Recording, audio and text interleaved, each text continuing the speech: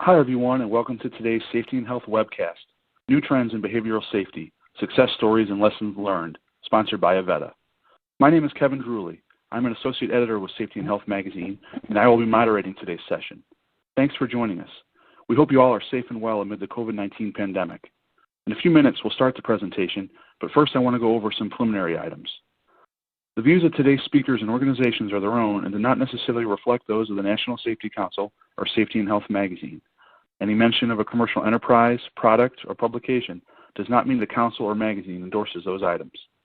At the end of today's webcast, we will conduct a question and answer session. To ask a question, simply type it in the text box in the lower left-hand corner of your screen and click the button for Submit Question. Feel free to ask your question at any time during the presentation. You don't have to wait for the question and answer session to begin. We'll try to answer as many questions as possible, but because of the large number of participants today, we might not get to every question. Any unanswered questions will be forwarded along to today's speakers.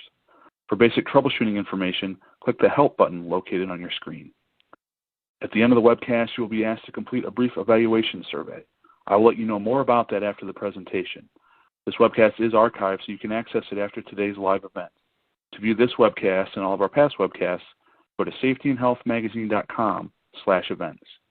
With that, let's go ahead and get started.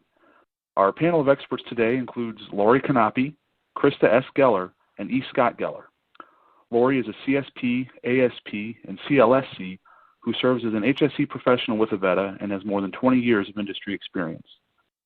Krista is president of Geller AC4P Incorporated, a consulting and education training organization she co-founded with her father, who recently completed his 50th year as a teacher and researcher in the Department of Psychology at Virginia Tech. As with his daughter, E. Scott Geller carries a PhD.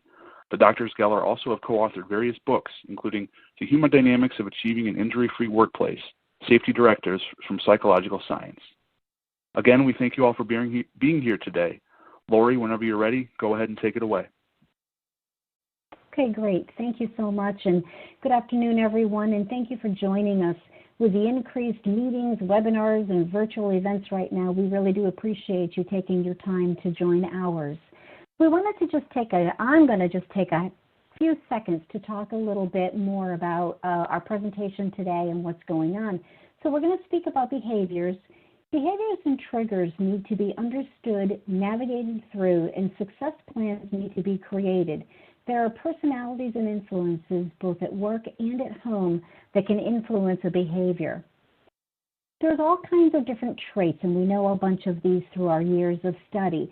And people can react differently to the same event.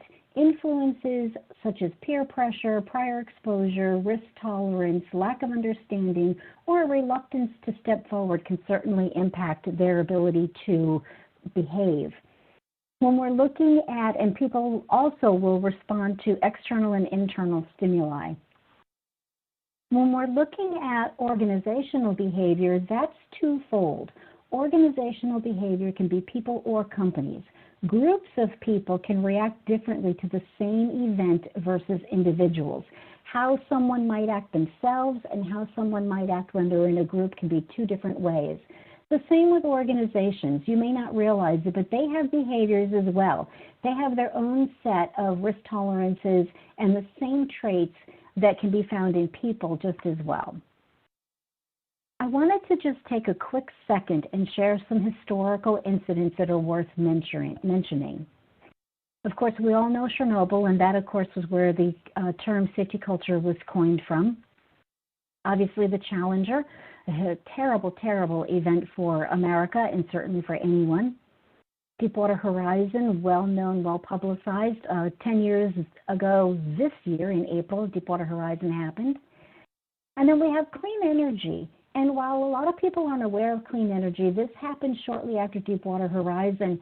And this was the result of a welding operation, inappropriate lockout tagout, obviously a purging event. There was a new construction site for a power company in Connecticut. And again, all of these people and all of these events are highly skilled, trained craftsmen, engineers, executives, scientists. It doesn't matter what their position is in the org chart. Something influenced their behaviors that created these extremely negative events. We're going to talk about that a little bit more today.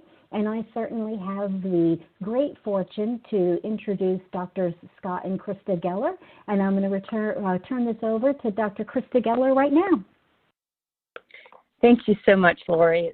So appreciative to be here. And if anyone knows me, I always enjoy speaking with my father. And I will tell you, he is the theorist, he is the behaviorist, and he talks about all this stuff. And the reason we come together so well is my experience of boots on the ground. And so, you know, Dad will come with these amazing theories and these ideas and how we can get people to moderate their behavior and be motivated.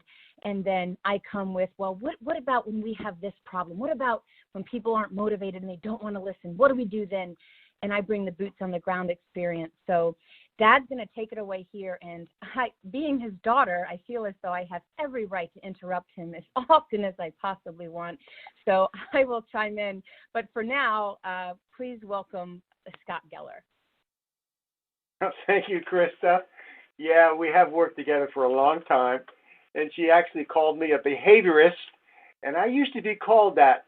But today I'm calling myself a humanistic behaviorist. And we're going to explain that. So we started behavior-based safety right here at Virginia Tech in 1979. And we made some improvements. I went to a lot of safety conferences in those days, and I couldn't believe what people were saying. For example, take these slogans. People used to talk like this, but we don't anymore, thanks to behavior-based safety. For example, we used to say, think safety, you know? Not that thinking is wrong, but we can't really deal very well with thinking. Safety is a priority. No, it's a value. How about this? The word accident. We don't like that word. It implies chance. And all accidents are preventable is an oxymoron. Because if things are due to chance, we can't prevent them. How about this one? We used to say this. Safety is a condition of employment. How does that make you feel? And then 0 accidents is our goal. Again, I just throw these up here to show you that we used to talk like that. That's how we used to talk out there, but we've changed. We've gotten better. By the way, 0 injuries is our vision. Oh, I pushed the wrong button to move forward, sorry. And then how about this one? An accident investigation. I mean, what a word. We don't investigate, we analyze. All I'm saying is, I'm going to go quickly. Safety regulations are passed down from management with no rationale. It used to be that way. Just do it because I said so. The root cause of an injury. We really believe we can find the root cause. You ask why. How many times? Have you heard this so many times? Ask why 5 times and you get to the root cause. As a researcher, I laugh at that because that's not root cause. You look for contributing factors. The root cause is impossible to find through an interview. Anyway, again, we used to talk like this. A safety incentive program rewards the work team with fewest injuries. We actually rewarded people if your work team didn't have an injury. But you know what you stifled? The reporting of injuries. Of course, we know that today. So I'm just showing these that we've improved. We've gotten a lot better. We used to have Safe Employee of the Month program, a worker each month for having the best safety attitude. 3 unsafe behaviors and the worker is sent home. Again, behavior-based safety came on board and said we have to be research-based. We have to focus on behavior. And these things, workers are penalized after returning to work after a lost time injury. All right, bottom line is we've gone a long way, but we still have some places to go. Let me start you by showing, those are my 2 heroes up there. On the left is B.S. Skinner. He's a behaviorist. On the right is a statistician, W. Edwards Deming. He changed my perspective back in 1991 when I went to a 4-day workshop and listened to Dr. Deming. By the way, there were 600 of us there in 1991. We all paid $1,000 apiece to get some profound knowledge from this individual. And he was a humanist. Let's look at just some quotes for these guys to explain. This is selection by consequences, and we all know this. Immediate consequences outweigh delayed consequences. And let's understand that a consequence can be positive or it can be negative. I keep pushing. I'm trying to get used to this. Deming, don't blame people for problems created by the system. Deming taught me the system's perspective. People support that which they help to create. That's definitely a humanistic perspective. Even though he was a statistician, statistical process control, perhaps you've heard about that. Deming turned things around in Japan in the 50s. In God we trust, all others bring data. Just a few quotes to get us going. I want to introduce, however, a book that Krista and I published back in 2017, and there are 7 life lessons or safety lessons in this book, and that's what we're going to review today. We're going to quickly go over the 7 basic lessons in this book. This particular book teaches you how to develop an actively caring for people culture or an injury-free culture. And this is the book that it was mentioned at the beginning. This is our very latest. It was just published. In fact, the copyright date is 2021. And this book was designed to teach people how to teach others. I've been frustrated over the years as I finished my 50th year at Virginia Tech. There's so much pop psychology. But I can't blame these folks. They just don't know better. But Krista and I put together the science of psychology in such a way that you can use this book to teach others. And again, this book, hey, I give this to consultants. I want the consultants to teach the right stuff. So, hey, consultants, you can use this book to teach the right stuff when it comes to the human dynamics of safety. All right, 7 lessons. 7 lessons. And by the way, these are research-based. But as we share them with you, you're going to be saying to yourself, I knew that. You knew that. It seems like common sense. For example, isn't it not common sense that we ought to use more positive consequences than negative consequences to manage behavior? Let me say up front, too, behaviorism, B.F. Skinner, manage behavior. Humanism, lead people. We manage behavior and we lead people. By the end of this presentation today, you'll understand exactly what I mean by that.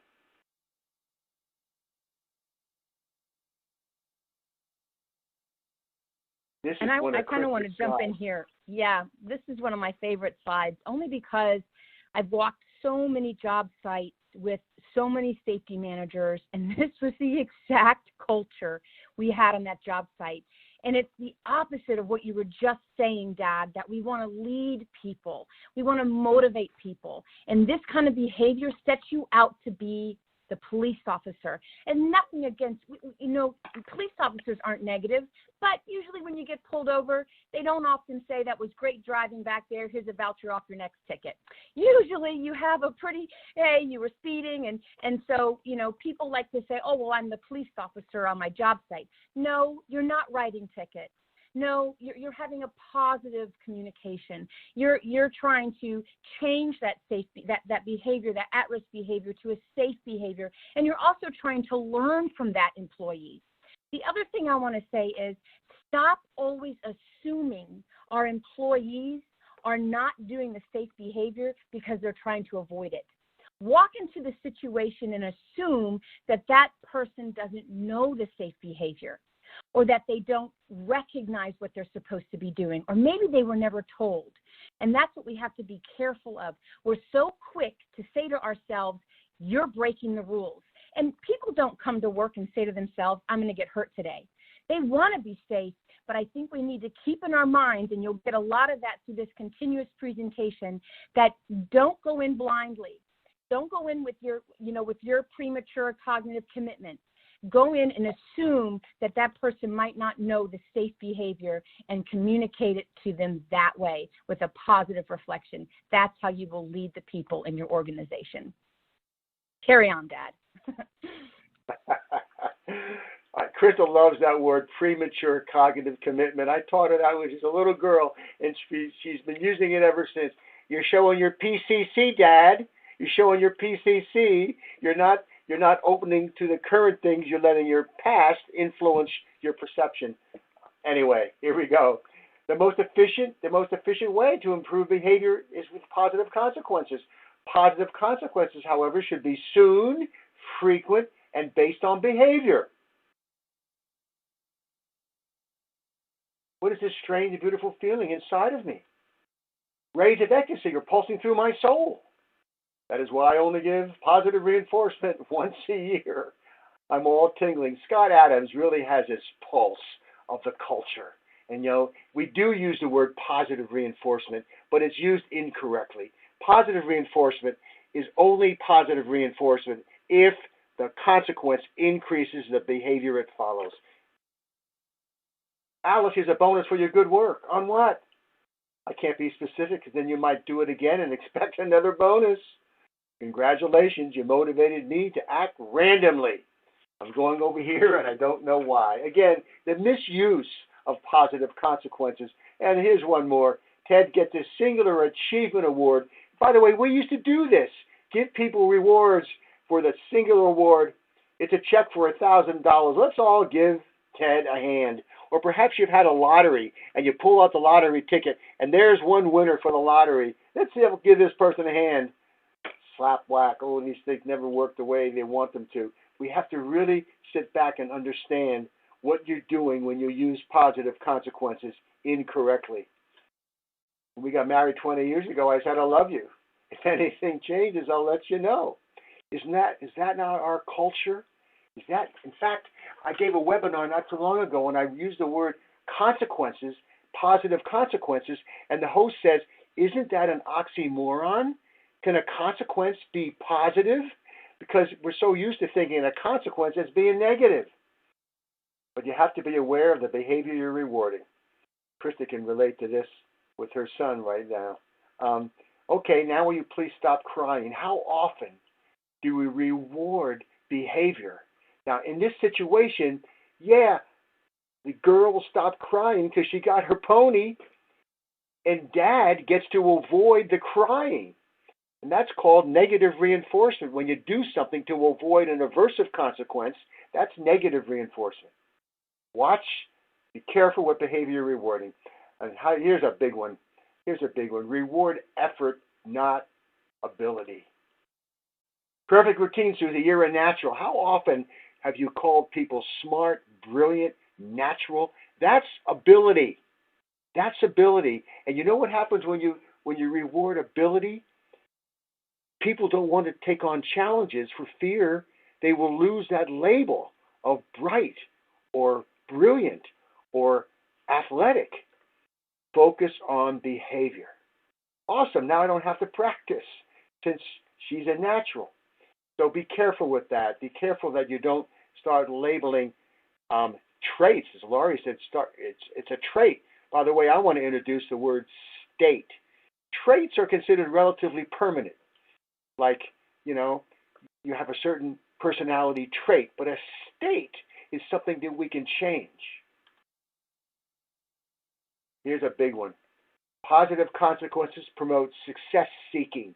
I want the people to be success seekers. Negative consequences promote failure avoiding. So how do you keep score when it comes to safety? Are you a failure avoider or a success seeker? Do you talk about what have we done for safety, or do you talk about we didn't have an injury? Here's a chart. Do you seek success or do you avoid failure? Now, perhaps you're saying it depends. Yes, in some situations like productivity, it's how many widgets have you made, But with safety, very often the focus on avoiding failure.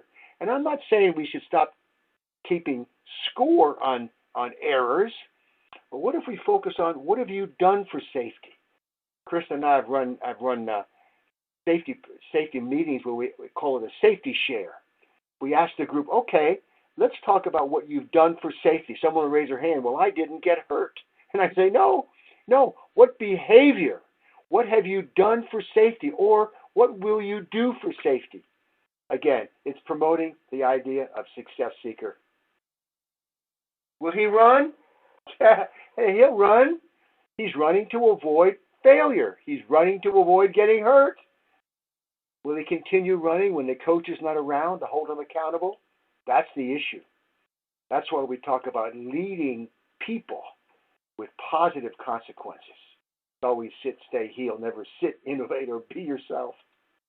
How about this one? But the sign says only shirt and shoes required. So here the focus is on avoiding failure, and the kid wants to beat the system. And how often does that happen? B.F. Skinner called that counter control. Sometimes we want to assert our freedom, so we'll do the opposite if we know we're not going to get caught. It's also been called psychological reactance. We react to assert, to demonstrate our freedom, especially in our country. Okay. How about natural consequences?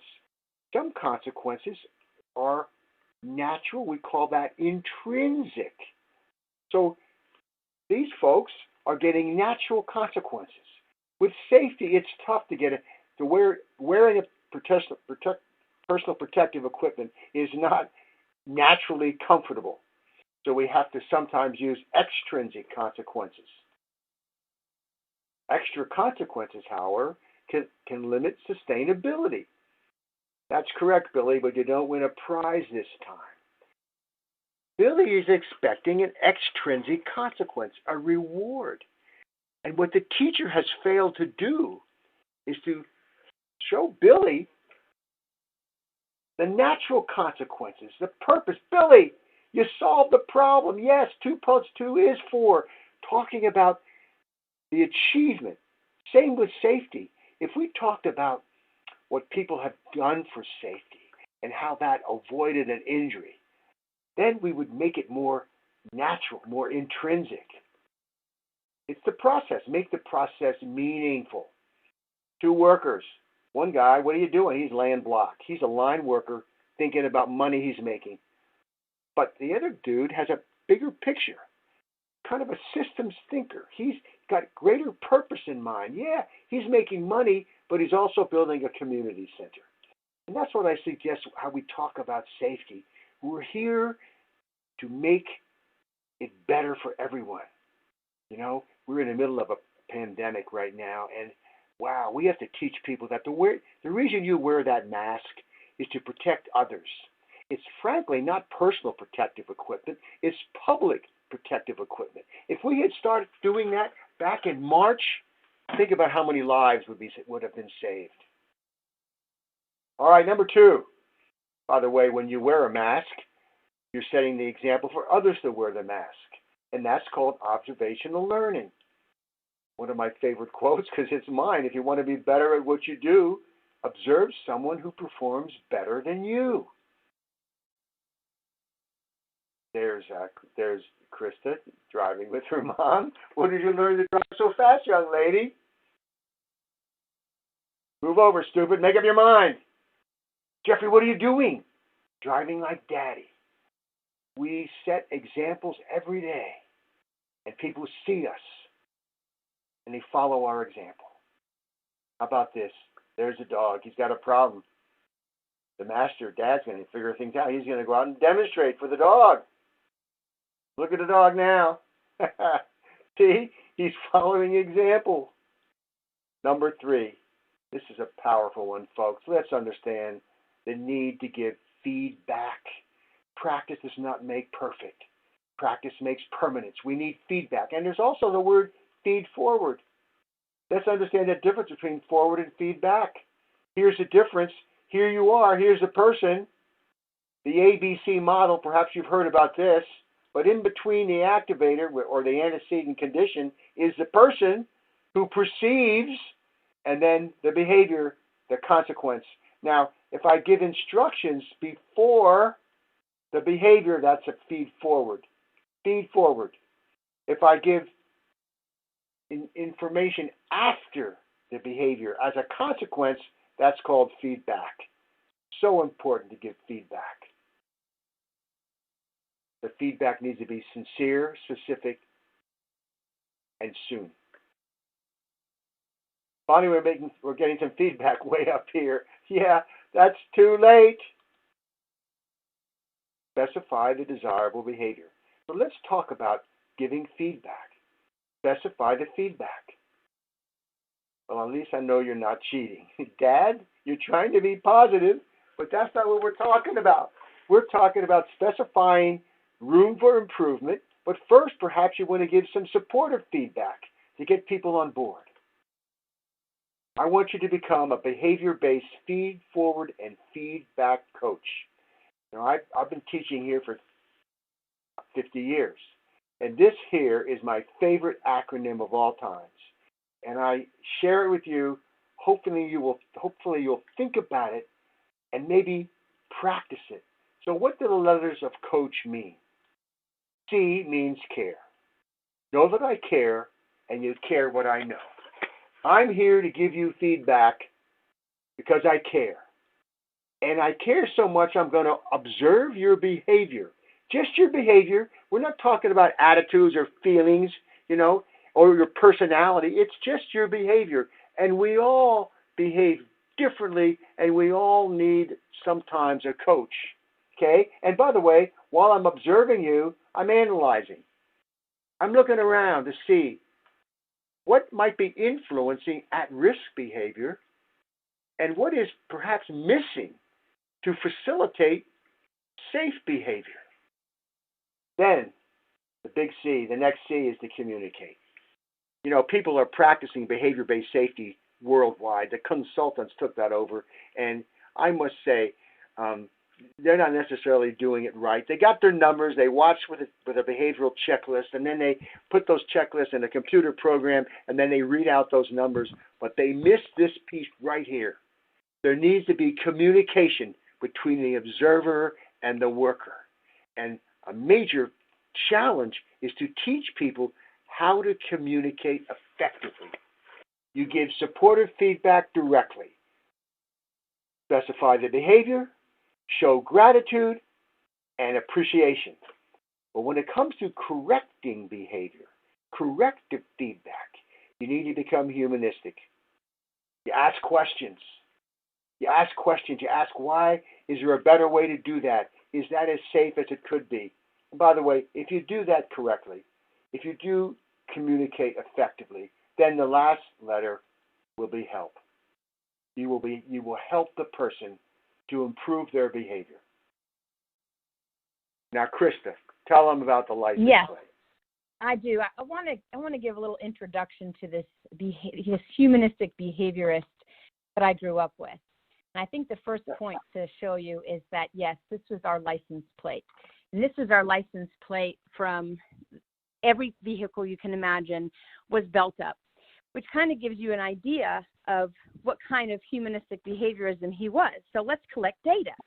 And the first data job he ever gave to me, I was 5 years old. He said, I have a research experiment I would like you to do. I'm 5. And what he wants me to do is he wants you to hold up this sign in the passenger window, 2 vehicles that we see. And, hey, please buckle up, I care. And I'm supposed to flash this sign. We have 2 researchers in the back seat, and Dad's driving. Mind you, I'm 5. And I looked at him and I said, no way. So he didn't have very many more people to reach for. So he went for my 3-year-old sister. So yes, this is my sister. Please buckle up, I care. Now, if they did buckle up, she'd flip the sign. Thank you for buckling up. Now, I'll tell you, this is one of the few research experiments she participated in. I think she started catching on at the age of 3 that this wasn't a very cool thing to do, especially when she started getting several hand signals. And Dad would say, oh, don't worry, honey, they're just telling you you're number 1. They're just using the wrong finger. So today, my sister feels incredibly special because I guess a lot of people on the road tell her she is number 1. So just to continue, this is 1983. This is the kind of safety belt research my father was doing. And actually, just to go back to this last slide a second, this is my son, which I put this picture in there because it clearly shows this is still the license plate that my dad is sporting on the vehicle. So next what he did was, for years, I watched him board a plane with the airline lifesaver. And he would pass this to the flight attendant and ask them, would you please read this safety message before we exit the plane, included in all of the wonderful stuff they tell us before we leave. And it says, now that you have worn your seatbelt, which now we really talk about our seatbelt as our safety belt. So now that you have worn your safety belt for the safest part of your trip, the flight crew would like to remind you to buckle up during your ground transportation. And this was exciting. Oh, he loved this. He passed this on every flight. He flew on so many flights, and he passed this around, got so much attention. And then, of course, people didn't always read it.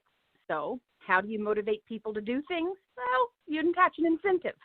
So he came out with an incentive attached to these cards, encouraging flight attendants, please read my message.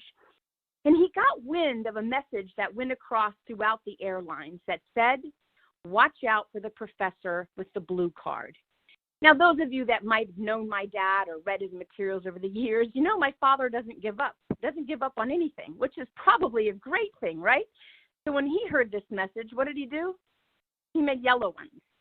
Nothing stopped him. Nothing stopped him from getting his message across.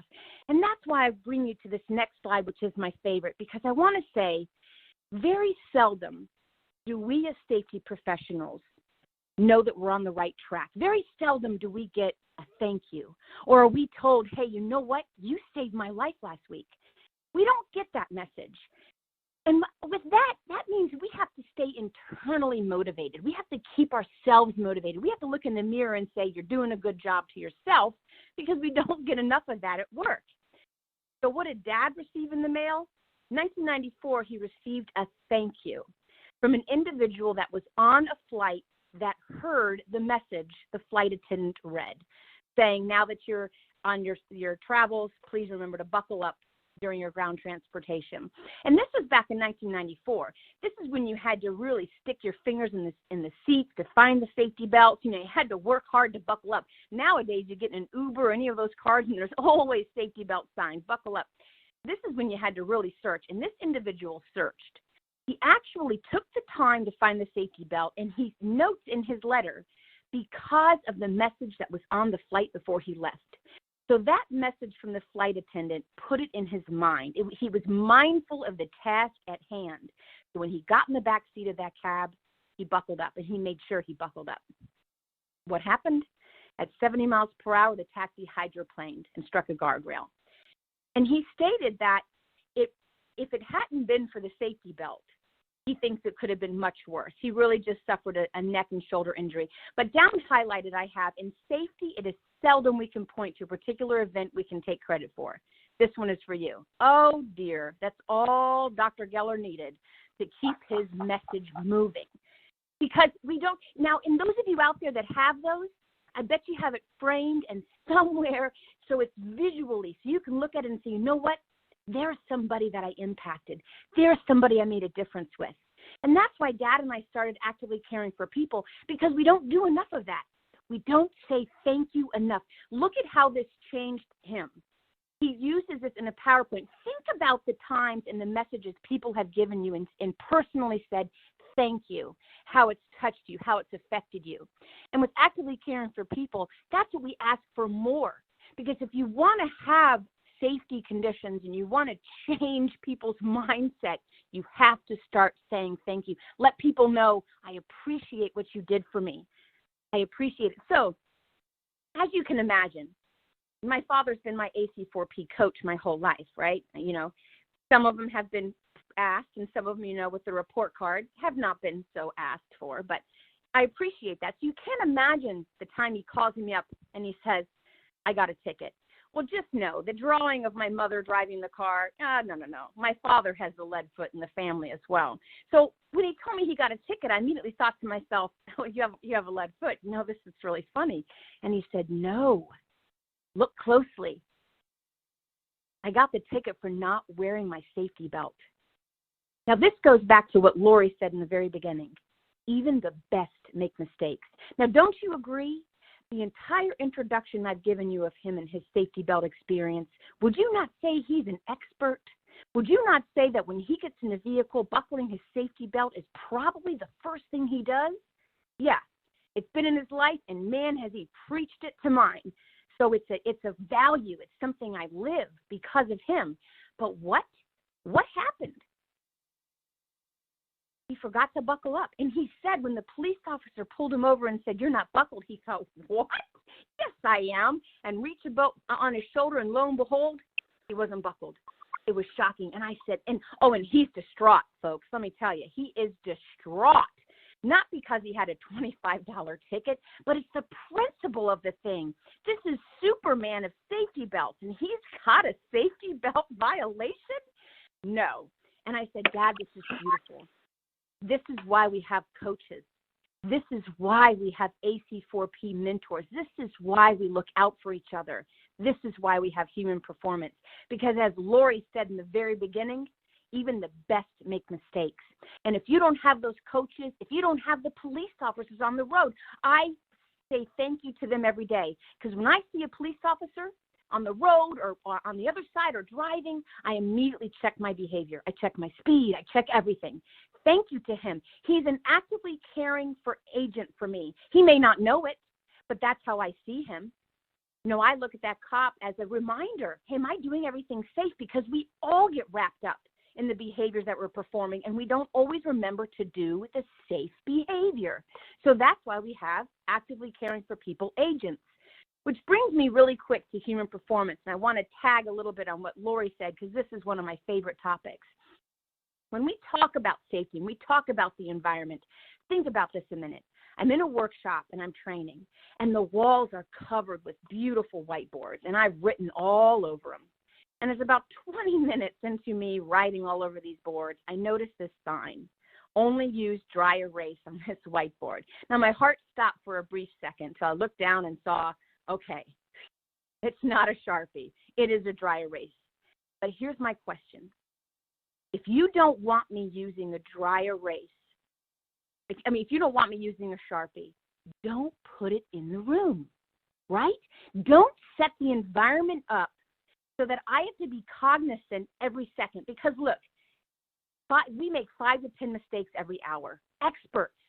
We have an expert safety belt man who forgot to buckle up. So don't put the Sharpie in the environment if you don't want me to use it. And that's when I ask you, when you set up an environment for your safety professionals, your employees, your job site, take a look around. Look at what you're putting in that environment that could cause a human error, that could cause an injury because somebody wasn't able to focus on it the entire time. Take the time to evaluate the environment you put your folks into and figure out how can you make it safer. Thank you. Back to you, Dad. Oh, it's beautiful. What can I say? Except we move on, and I just felt some feedback from my daughter. So use more supportive and corrective feedback. This is quick. Hey, what did your supervisor say? How often does that happen? Your supervisor wants to see you in his office at the end of the day. Has he ruined your day? Do you expect negative consequences? Or perhaps you're pleased, but this is more often the case.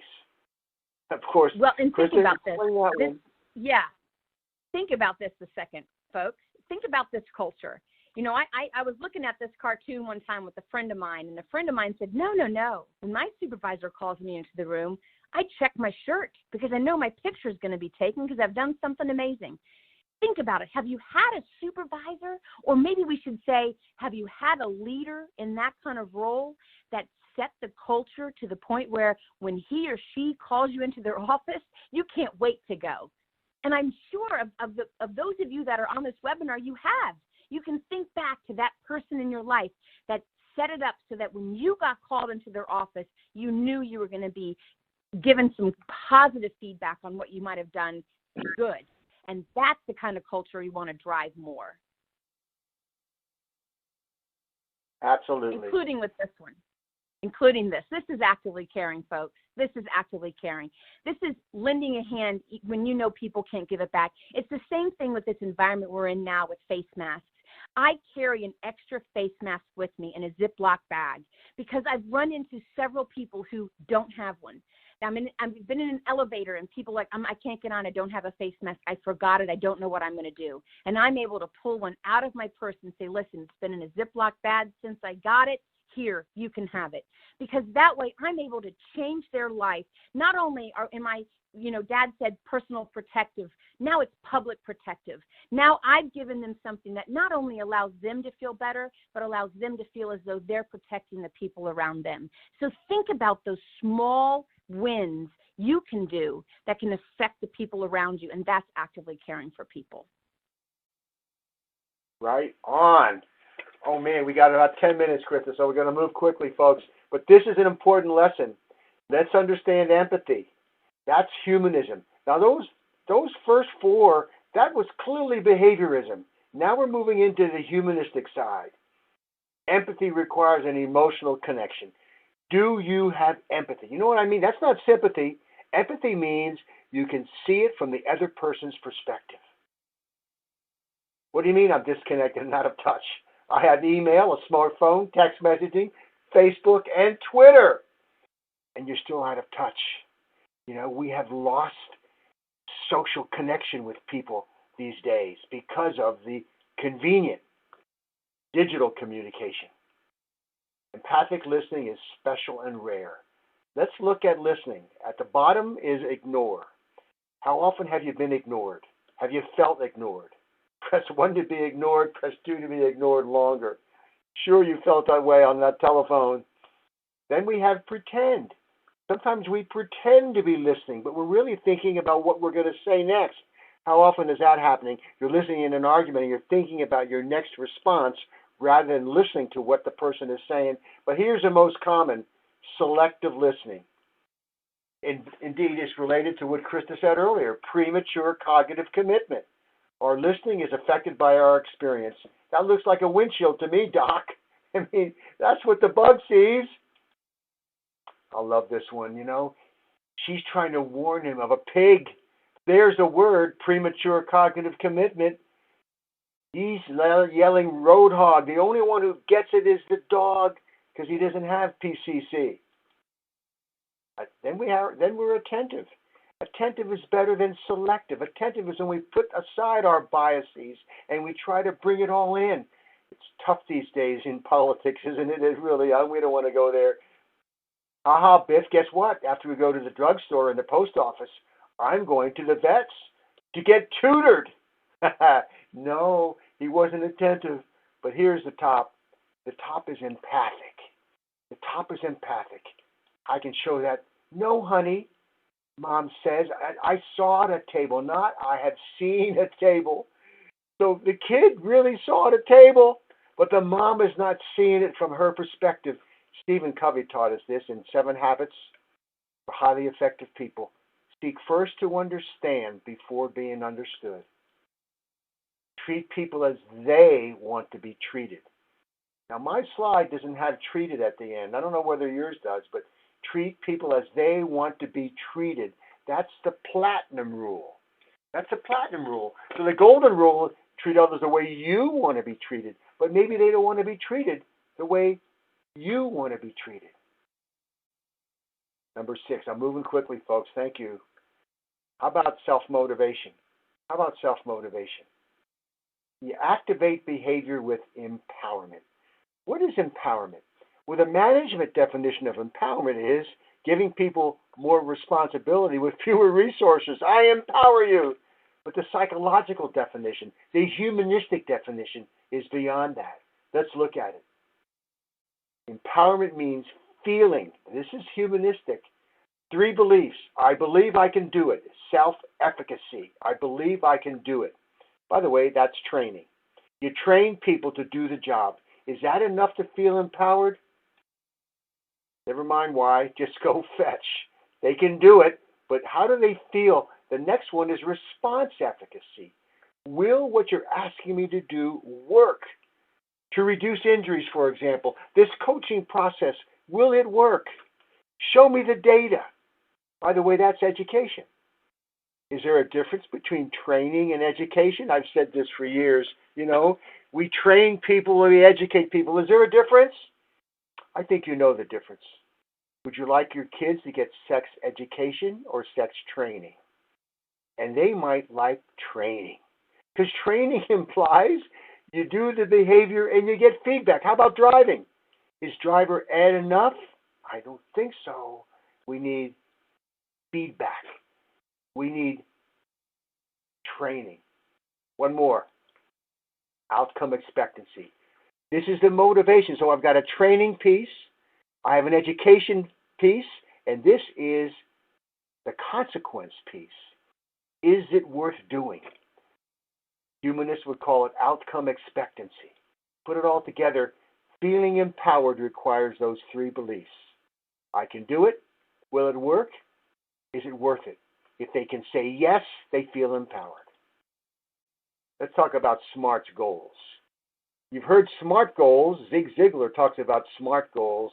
We've got something a little bit different. We're talking about SMART goals. Some of it is the same. The S, yeah. Specifically, what are you going to do? So, but this is why zero injuries is not a goal. It's a vision. Goals are what you're going to do on a daily basis to get the job done. Okay, S for specific. What's the M? Now, some of you have heard Zig Ziglar, and some of the other, you're thinking measurable. No, I'm calling it motivational because I want to connect it to feeling empowered. So motivational means I know what we're going to do if we get there. A, achievable, a self-efficacy.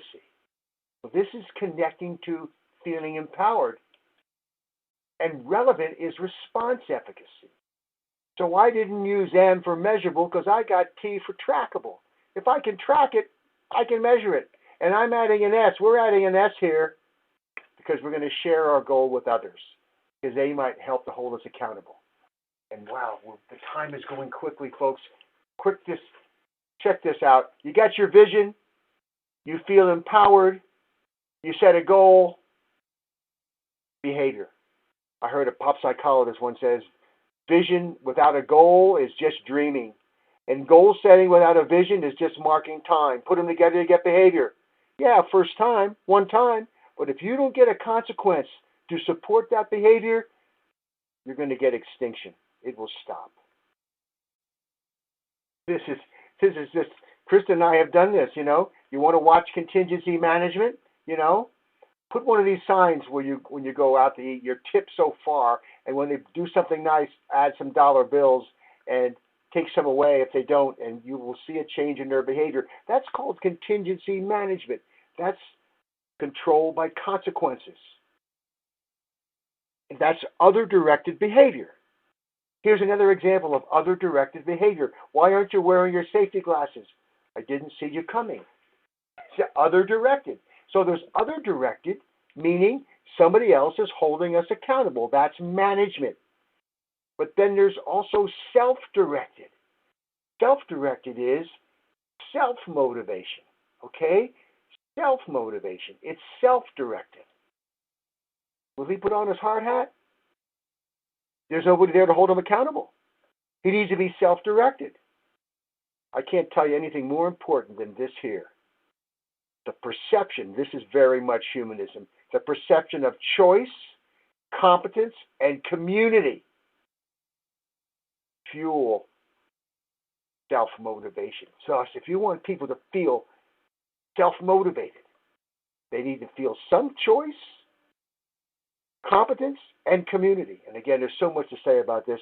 You can check out my TED Talk, my TEDx talk. Just Google my name, TEDx.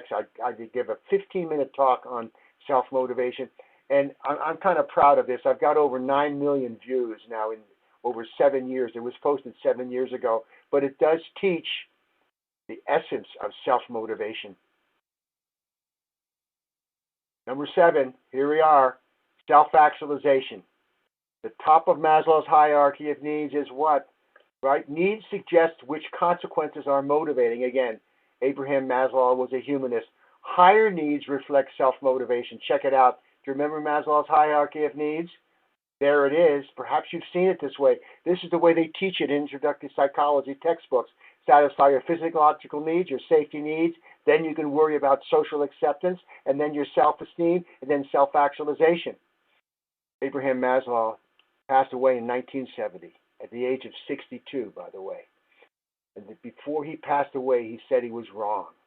The top of his hierarchy is not self-actualization. Notice, all of this is about self-esteem, self-actualization. Said he was wrong. The highest need is not about self. It's self-transcendence. It's self-transcendence. And what do we call it? Actively caring for people. Actively caring for people behavior is fueled by a win-win, interdependent mindset. Isn't it true that when you go beyond yourself to help somebody else, it fuels your own self-esteem, your own self-actualization, your own sense of connected? Son, it's not whether you win or lose unless you want daddy's love. Sometimes we promote win-lose. But I'll tell you what, within the team, they've got self-transcendence. They've got a connection within each other. Win-win. We're getting toward the end. Let me say some things about the Actively Caring for People movement. We have a wristband. It says Actively Caring for People. There's a leader in the field, Marty Seligman, started positive psychology back in 1998. He's wearing a wristband. Another leader, football player, perhaps you know Terry Bradshaw, he's wearing a wristband. The wristband says Actively Caring for People. Michelle Obama's wearing a wristband. Now, however, wristbands have identification number. In the old days, it just was Actively Caring for People. Now, it's got an identification number. Every wristband has a different number. Check it out. We call it the STEP process. This is how it works. You look for an act of kindness. C in STEP. When you see it, you thank that person with a wristband. And then they take the wristband and they enter the number of that wristband at our website, ac4p.org, activelycaringforpeople.org, and then they're told, don't keep the wristband, pass it on. And by the way, we've got blue wristbands for police officers. And right, the wristbands are at that website. The stories are there, thousands of stories. We're spreading positive gossip, actively caring for people. And by the way, I did say we have blue wristbands where police officers in 3 different states now, we've taught them these basic principles. I just taught you, we have a workbook that teaches these 7 principles for police officers. And police officers give citizens a blue wristband if they see an act of kindness. Our favorite quote, my favorite quote, in this era of social transition, and boy, we're in transition right now, aren't we, folks? The greatest tragedy is not the blaring noisiness of the so-called bad people. It's the appalling silence of the so-called good people. What are we saying? We need to speak up, folks. Most of us, we get it. We need to talk about it. And thank you very much. And now we have some time for questions. Excellent. Yeah, great job, Lori, Kristen, Scott. Thank you for your insights and expertise. Actually received an email from an attendee during the presentation saying the information was great and the presentation energy was refreshing. Before we do start that Q&A, just want to remind everyone of the evaluation survey we're asking you to complete. The survey should be appearing on your screen now. Your input is important because it'll help us improve future webcasts. If you do not see the evaluation survey on your screen, please turn off your pop-up blocker. You may also access the survey by clicking the survey button near the lower right part of your screen. With that, we'll get to some questions. First, what terms should we use instead of the root cause analysis and incident investigations? Oh, beautiful. Well, it's not an investigation, it's an analysis. And it's not root cause, it's contributing factors. So here's the approach. What are the factors?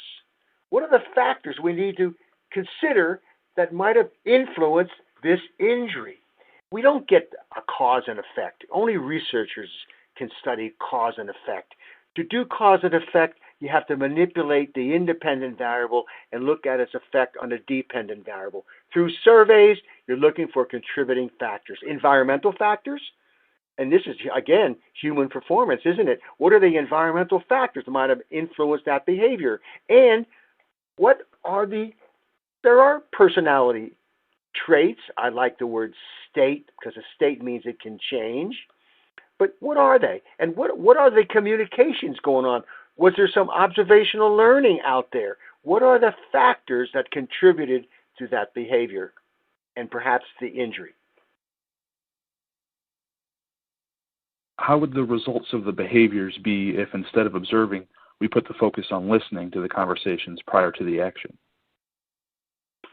Oh, interesting. Well, I've said recently that maybe we should be considering intentions. Now, this is very humanistic. You're looking at behavior, but when you have that communication, you might ask the person, what were your intentions? And people are perhaps more likely to say something like, yeah, I intended to do it safely, but, and it's that but that will teach us some factors that could influence a potential injury. So I think listening is so critical, but it's how you come across. If you come across, that's wrong. I noticed you did 7 at-risk behaviors. I mean, that's a turnoff. Like the word investigation, it's a turnoff. So we need people to speak up. And to speak up, we have to invite that conversation. So consider perhaps, say, okay, ask more questions. Why do we do it this way? Is there a better way? How do you curb someone's at-risk behaviors when they justify and neglect the at-risk behaviors? Say that again. How do you what?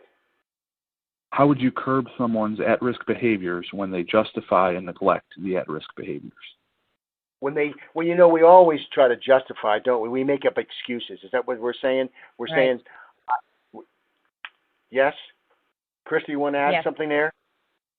Yeah, well, that's what, because it's always easy to make an excuse for what we do, but I think it goes back to the second question that you just answered as well. So if they're going to continue making excuses, one of the biggest things that I've learned on the job site is don't fight and don't argue, but listen. So it's exactly what you said. They're going to listen to their excuses. Let them talk. Let them know that you're listening, because then when you offer the necessary feedback they need to perform that safe behavior, at least they know that you've listened to them. And let's be honest, there are going to be some people that aren't ever going to want to do the behavior. We still see people walking around with their masks off, and we've provided all the necessary data for why you should wear a mask. So it's that kind of problem that we can run into. So all you can do is continue listening and continue sharing the educational material they might need to perform that safe behavior. And provide a rationale for why we're asking you to do that. These people who are not wearing masks, I have to wonder if they really understand why they should be wearing that mask. And of course, we have politicians who don't set the right example by wearing the mask. So we're in an awkward situation. We've made COVID-19 a political issue, and how sad is that? Next question is asking, what's the best practice to change the mindset of hourly employees?